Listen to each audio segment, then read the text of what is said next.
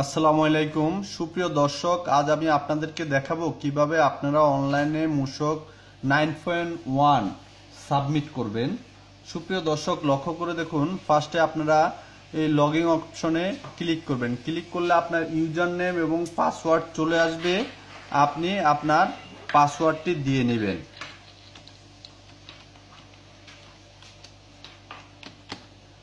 সুপ্রিয় দর্শক, পাসওয়ার্ডটি আপনি লিখে এখানে টিক দিয়ে দিবেন। টিক দিয়ে আপনি লগইন অপশনে ক্লিক করবেন। লগইন অপশনে ক্লিক করলে আপনার অ্যাকাউন্টে আপনি ঢুকে যাবেন। সুপ্রিয় দর্শক, এখন আপনি মূসক 9.1 পূরণ করার জন্য আপনি ফার্স্টে আপনার এই কর্নারে, ডান পাশে কর্নারে সিলেক্ট অপশনে সিলেক্ট করে আপনি প্রতিষ্ঠানটির নামটি চলে আসবে, প্রতিষ্ঠানের নামটি দিবেন। দেওয়ার পরে আপনার প্রতিষ্ঠানের ফরমে ঢুকবেন। এই ফরমের অপশনে গিয়ে ফরমে ঢুকবেন। ফরমে ঢুকে এখানে আপনার মডিউলে লেখা আছে, ফরম লেখা আছে, তারপরে এগুলো দেখবেন। মডিউলে এসে আপনি এখানে রিটার্ন প্রসেসিং, এটা অপশনে ক্লিক করবেন। রিটার্ন প্রসেসিং অপশনে ক্লিক করবেন। ফরমে এসে ফরমে গিয়ে আপনি এখানে মূসক 9.1 ক্লিক করবেন এবং এখানে এসে আপনারা লাস্টে সাবমিশনও দিতে পারেন বা ড্রাফটও দিতে পারেন, এটা আপনাদের ইচ্ছা। আমি আপনাদেরকে একটা দেখালাম, সাবমিশনে দিলেন। দেওয়ার পরে আপনারা এখানে উপরে লক্ষ্য করে দেখুন অ্যাড ফর্ম রয়েছে, অ্যাড ফর্মটি ক্লিক করবেন।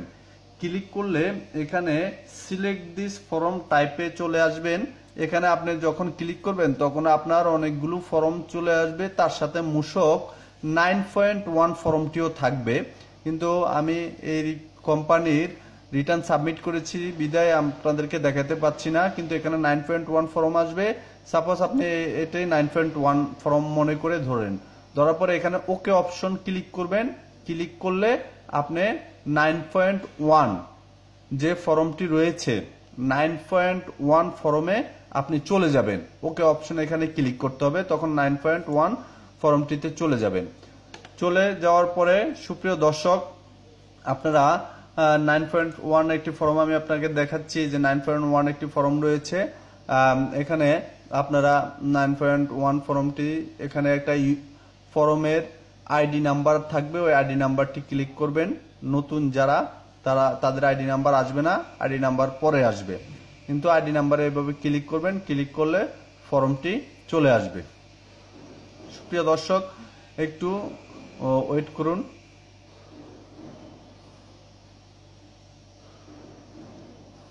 এই যে মূসক 9.1 ফর্মটি চলে এসেছে। সুপ্রিয় দর্শক, এখন আপনি মূসক 9.1 ফর্মটি যখন চলে আসবে তখন আপনারা উপরে আপনাদের প্রতিষ্ঠানের নাম, বিন নাম্বার, অ্যাড্রেস সকল কিছু থাকবে। আপনারা ফার্স্টে কত তারিখে এবং আপনারা সাবমিশন করবেন সেই ডেটও থাকবে। আপনারা ফার্স্টে এখানে আপনারা ইয়েস বাটনটি ক্লিক করবেন। Any activities in this tax provide, এটা ইয়েস বাটনটি ক্লিক করবেন এবং আপনার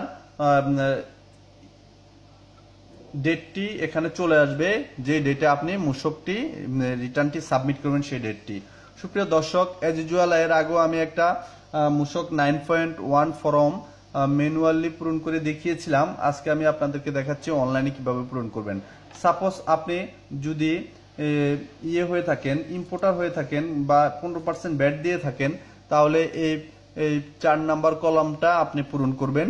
4 নাম্বার কলামটা সাপোজ আমি আপনাদেরকে দেখাচ্ছি। এখানে আপনার এই মাসে সেল করেছেন আপনি 50 লক্ষ টাকা।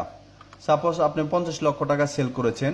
এখন এই 50 লক্ষ টাকার ডিটেলস, সাবফর্ম যেটাকে বলে, এই ডিটেলসে যাবেন। ডিটেলসে গিয়ে আপনি এই সাবফর্ম পূরণ করবেন।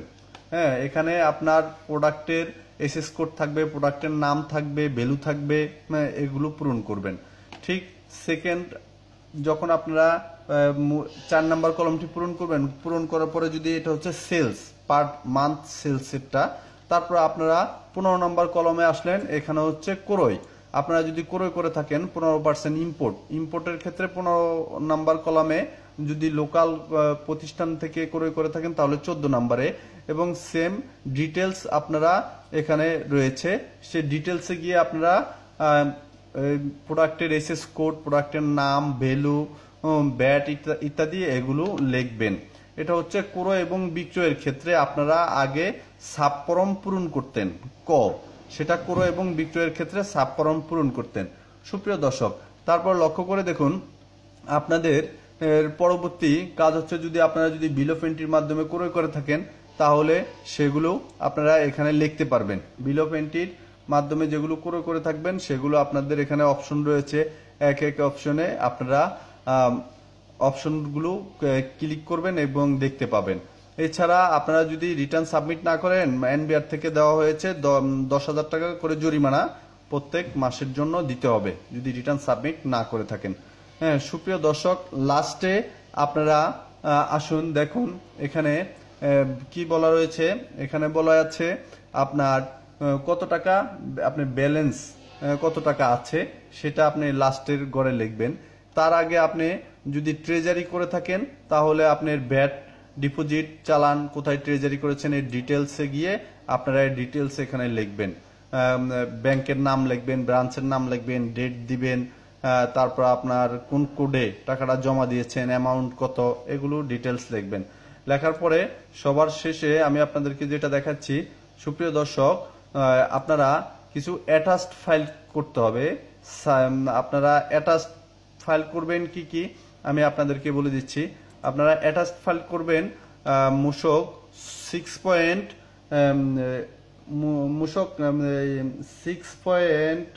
অ্যাটাচড ফাইল করবেন 6.1।